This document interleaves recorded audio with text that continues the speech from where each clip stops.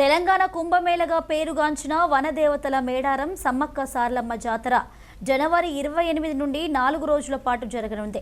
జాతరకు మరికొన్ని రోజుల సమయం ఉండడంతో మేడారంలో జరుగుతున్న అభివృద్ధి పనులను రాష్ట్ర రెవెన్యూ, హౌసింగ్, సమాచార, పౌర సంబంధాల శాఖ మంత్రి పొంగులేటి శ్రీనివాసరెడ్డి, రాష్ట్ర పంచాయతీరాజ్, గ్రామీణాభివృద్ధి శాఖ మంత్రి సీతక్క పరిశీలించారు. వారితో పాటు ప్రభుత్వ సలహాదారు వేం నరేందర్ రెడ్డి కూడా ఉన్నారు.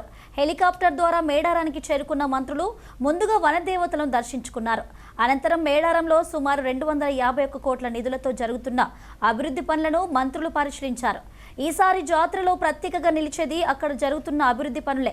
శాశ్వత ప్రతిపాదికన మేడారం జాతరలో అభివృద్ధి పనులకు ముఖ్యమంత్రి రేవంత్ రెడ్డి శ్రీకారం చుట్టిన తర్వాత మేడారంలో శరవేగంగా జరుగుతున్న అభివృద్ధి పనులను మంత్రులు పలు దఫాలుగా పరిశీలించి అధికారులకు దిశానిర్దేశం చేస్తున్నారు.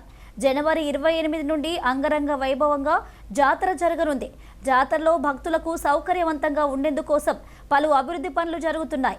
జాతరకు ముహూర్తం దగ్గర పడుతుండటంతో మంత్రులు మరోసారి మేడారం సందర్శించి జాతరలో జరుగుతున్న వనదేవతల గద్దెల విస్తరణ, క్యూలైన్ల శాశ్వత నిర్మాణం, రోడ్లు, త్రాగునీరు, స్వాగత తోరణాల నిర్మాణం వంటి అభివృద్ధి పనులను మంత్రులు పరిశీలించారు.